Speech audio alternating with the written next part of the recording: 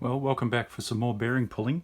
This is the bearing puller we previously made, and I've removed the original coach bolt that we established for a smaller size bearing, and now we've got a larger size bearing to pull. We've got a different size coach bolt.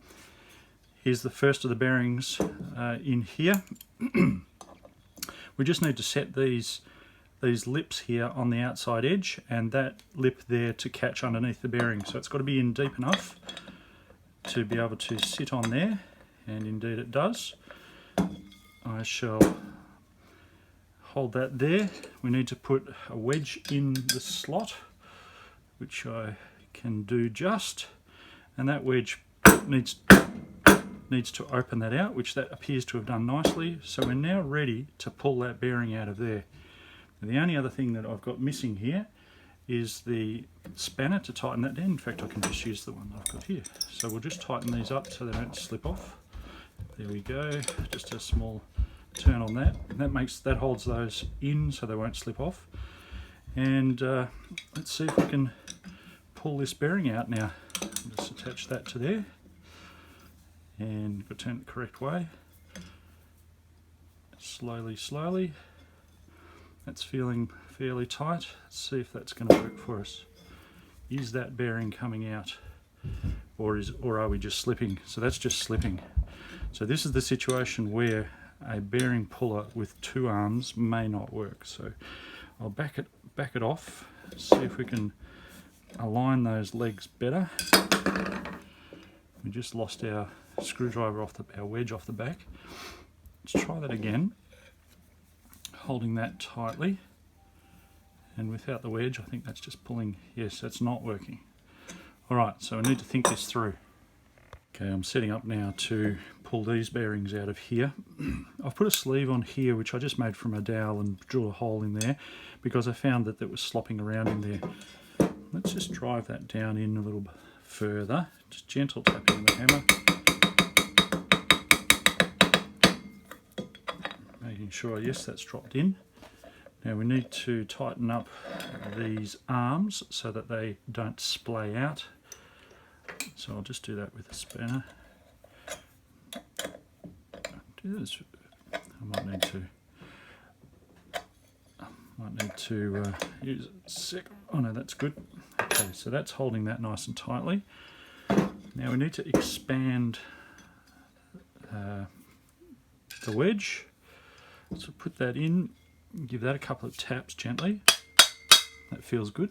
So that should have expanded enough for that to now be caught on the back of the bearing. So let's try and pull this out. I remember that to pull this out I've got to turn it the correct way, and I think the correct way is this way. Let's see if that's going to work for us. Okay, I can feel some tension.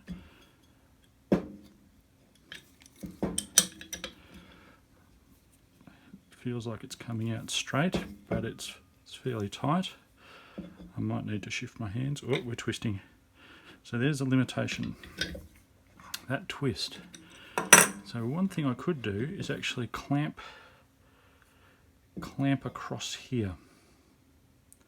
So let's try that, and then we'll see how we go. Okay, we're continuing with the attempt to pull these bearings with the bearing puller made from the coach bolt and scraps. Problem solving now. Second problem, we had some bending happening here in these arms. So what I thought I would do is just clamp them together, and I created this little groove down the middle, and we'll bolt that onto there. In fact, using the bolts that I've got here. These are again our M6 bolts. It looks like it's going to fit there.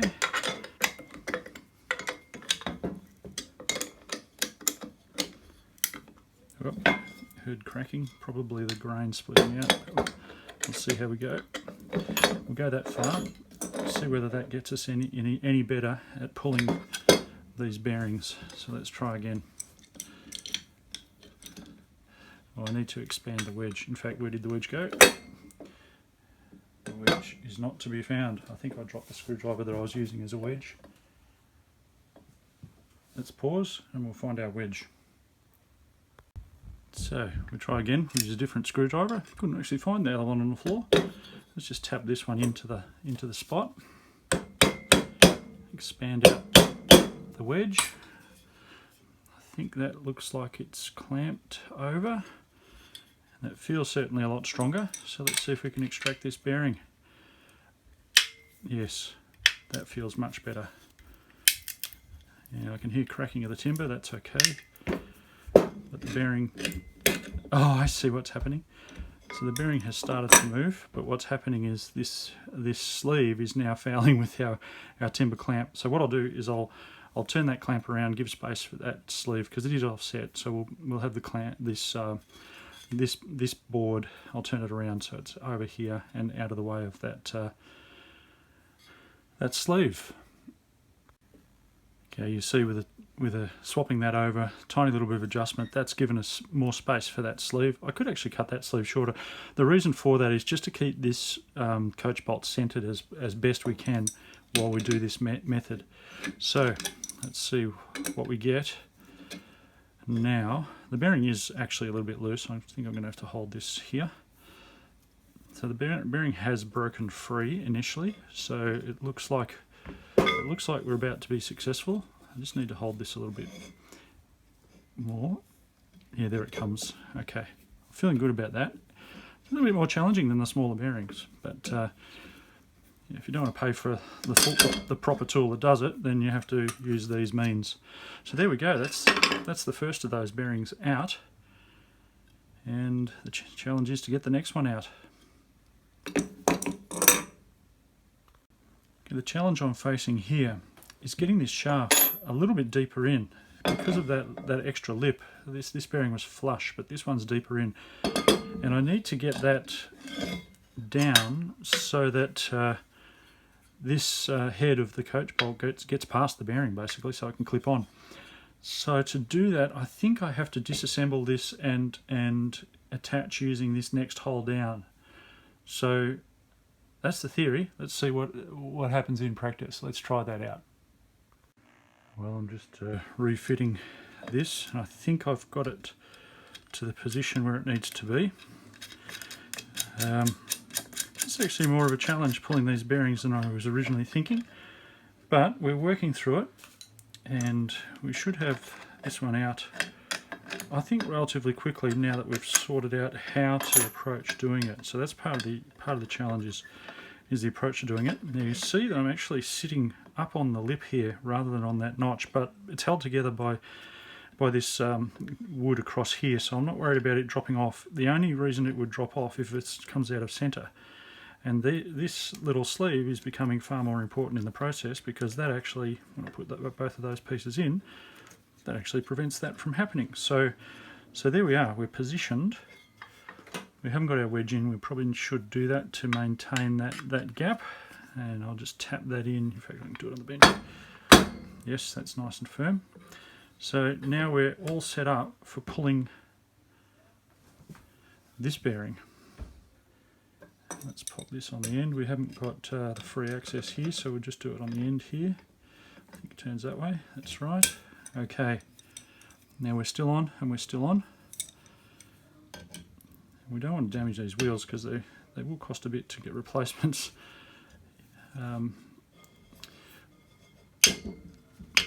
Yeah, that's moving, so that's good. That's very encouraging. All right, we're just watching. We're not damaging there. No. The bearing is coming out.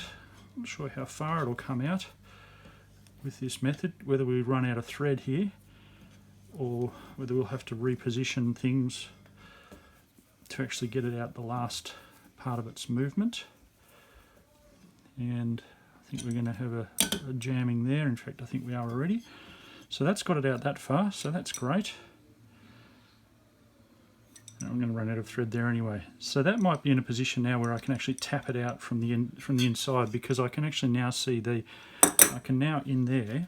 Let's get this wedge out. I can now actually get to the edge. I don't want to tap on the cage. You want to tap on the ring that's actually fitted. So all the pushing in this case needs to be on that ring. Now, because we're removing and going to throw these bearings away, I can pull them from the inside of from the inside of this ring, but normally you wouldn't touch that with a bearing when you're removing a bearing. But I think I'll be able to tap this out from here on, and I think it's been a successful tool. It's I've got another wheel to do, so the proof will be in the pudding if I can do the other wheel as well, and get away with just a minimal cost tool for pulling these bearings.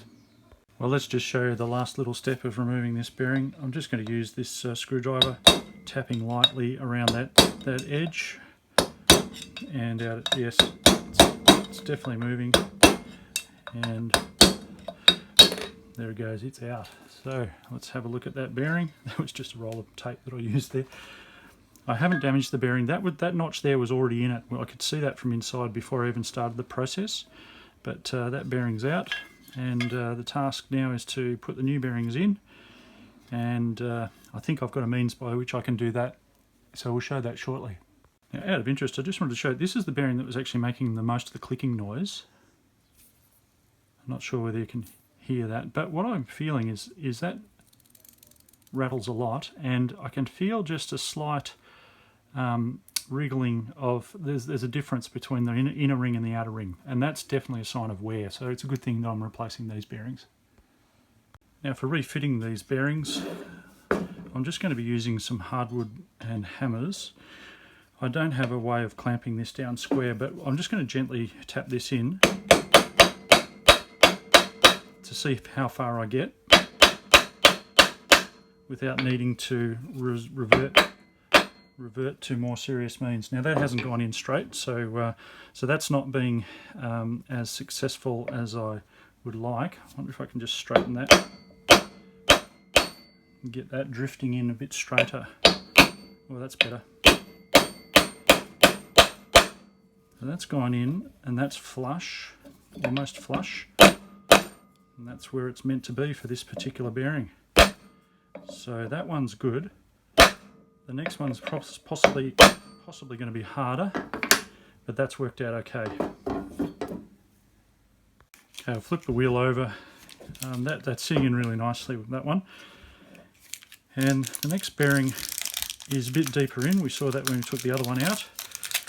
So this will hopefully drift in just as well. I'm going to use the same technique initially. We just need to make sure we keep this parallel.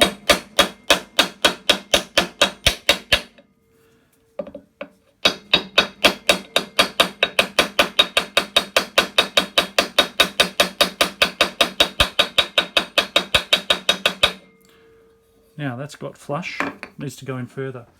I just happen to have this piece of 40mm dowel, and I've just slightly sanded the end and made sure that it fitted in. The reason for this, it's got a flat surface here, and allows me just to engage with this ring here without pushing on the inner ring. So placing that on there and driving that in, hitting the hammer on the camera.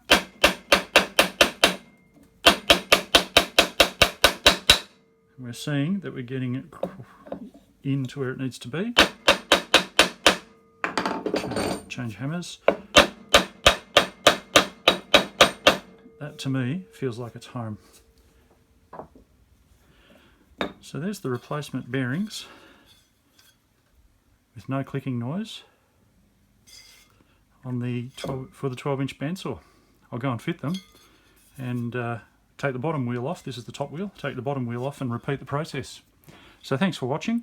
Interesting use of the new tool. It's not really a tool. I didn't build it for longevity. I actually built it just for this purpose. So once these bearings are replaced, it essentially doesn't have a purpose. Would I do it again? Probably, if I was only going to use it once for this type of purpose. It's a bit of a chuck away. It'll probably go in the bottom drawer and never get used again. But you never know. But I think it was a good exercise, and it taught me a little bit about pulling bearings and what it takes to make your own tool, at least for a single use, and you could call that improvisation. Well, I hope that's helpful. Thanks for watching.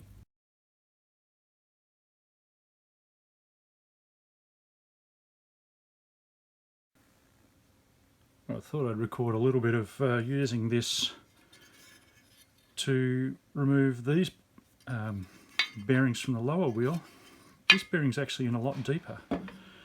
So once we wedge this out, we'll see how we go with getting this deeper bearing out of here. I think the wedge is going to work.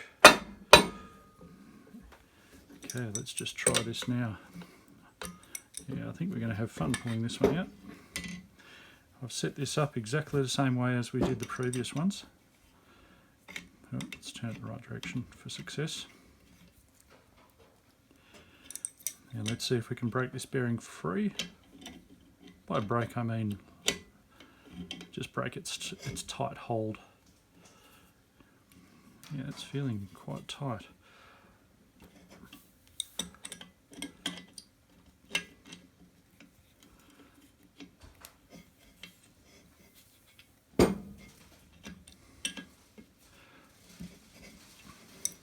In fact, it's feeling very tight, and we're seeing that's a bit pulling crooked, so I'm going to have to loosen that and try again, see if we can make sure it pulls straight. If I don't have success with this one, I might have to leave these bearings in and get a better tool. Let's line this up a lot better. I'll tap that across.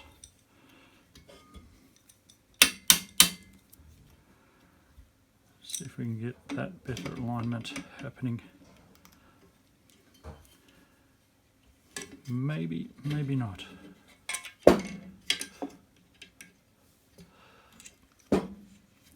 Start again.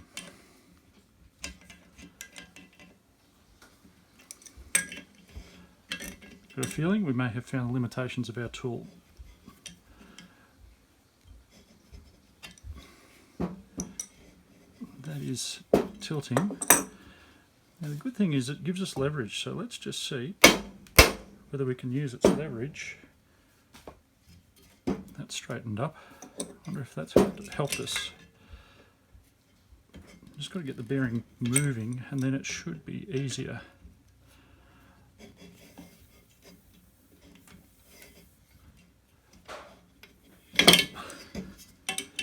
I think I'll just strip that. I may have to shape that for a socket.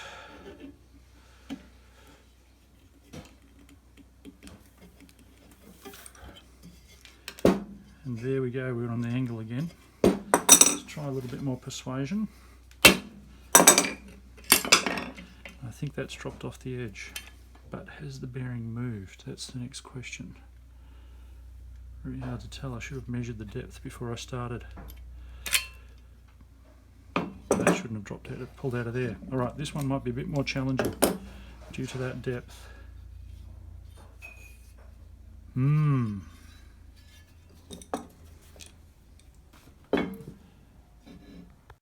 Well, we can see here that a fair bit of persuasion is being required to get this out. This bearing is much tighter than the last one. It's also a little bit awkward, but we've got it to move and we've got it to come out to the surface. And a few more turns, and I think I'm running out of thread. That's actually the next point. Yeah, there it is. There's the end of the thread. But we've got it out that far, which I'm very, very happy about. The next step, I might actually try and pull the other bearing off the other side because it's actually closer to flush, and it might be easier to pull that one out before and then tap this one through from the inside with the other one out. So let's try that. Well, we've had some struggles trying to get this bearing out. This one we were able to move to a certain extent, and I thought it'd be better to take this one out and then tap that one through. This one was the one that was deeper.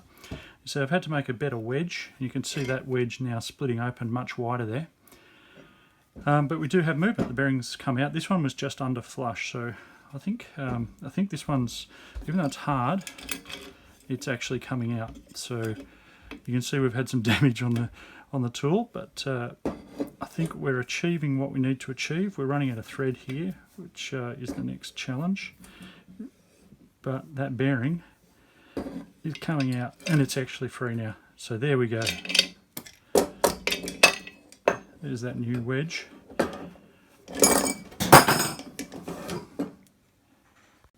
Well, we've got this bearing out now. So both bearings, I tapped the first bearing out. You see I had to make a new wedge. This actually is much thicker, and that's actually spread that out much broader. So that's what was necessary to actually grip this properly to be able to pull that through. So we've got both bearings out. Now I think I'll just basically put in the new bearings. So that's the next step. We might use a bit of fast motion for this.